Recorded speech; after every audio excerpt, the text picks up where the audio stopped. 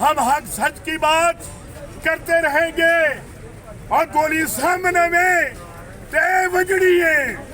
اج مر گئے پاوے کل مر گئے پر یہ کہانیاں جگتے پہن گیا اسی کہندے کہڑی کل مر گئے یار اتنا ظلم کر دے کہ یہاں پر آ کے اس کے گھر کو بلڈوز کر دیا جائے اگر ہم یہ برداشت کریں تو ہم یزیدی ہوں گے اس لیے خاموش رہنا میں سمجھتا ہوں یہ بھی یزیدی ایکٹ ہے بغاوت یہ ہے اس نے ظلم کی انتہا کر دی یہاں پر ہمارے ایک بھائی کو شہید کر دیا اور یہ جس انداز سے یہ کہتے ہیں اور وہ ہمارے کئی بھائی شہید ہوئے ہم ان کے مقدس لہو کی قسم کھاتے ہیں کہ ہم اپنے خون سے جلائیں گے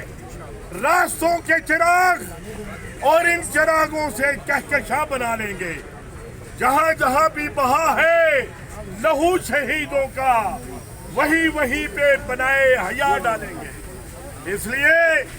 کہ یار ہم یہی کہتے ہیں کہ اس دھرتی پہ انصاف ہو ہمارا قائد عمران خان کہتا ہے کہ یہاں پر ہر کسی کو انصاف ملے اور مساوات ہو مگر افسوس یہ ہے یہاں یزیدی ٹولہ دھندناتا پھر رہا ہے اس لیے ہم ان سے پریشان نہیں ہیں میرے دوستوں بھائیوں افسوس تو جو یہ ہے کہ یہ سارے چور اور ڈاکو لٹیرے کٹھے ہو گئے ہیں میں تو یہ کہتا ہوں کہ جس سے اٹھے بوٹی کو نہیں اور جس سے اٹھے بوٹی کو نہیں تے چھاپی دے وچ روٹی کو نہیں جس سے اٹھے بوٹی کو نہیں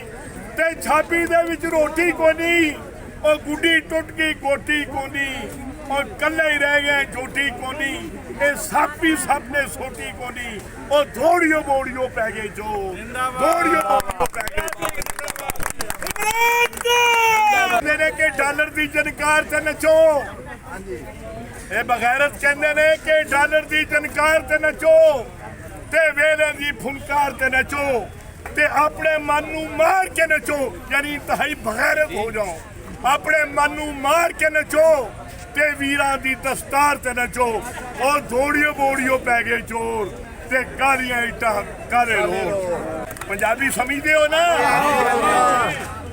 اے وین کلیجا کوکھ نو پہ گئے کوکھ سمجھتے ہو اے وین کلیجا کوکھ نو پہ گئے جڑا تیک اے روکھ نو پہ گئے ہر بندے دے سکھ نو پہ گئے اور پکھے ملک دی پکھ نو پہ گئے اور دوڑیو بوڑیو پہ گئے چور تے کالیاں اٹھا کالے عمران تیرے جان نثار بے شمار عمران تیرے جان نثار بے شمار عمران کا اے کل سارے چوراں دی اج بھی میٹنگ ہے اے جڑے سارے چور ہیں نا یزیدی ٹولہ اج بھی انہاں دی میٹنگ ہے سارے نے جنہاں نے اس دھرتی نو لٹیا ہے اج سارے پھر بیٹھے نے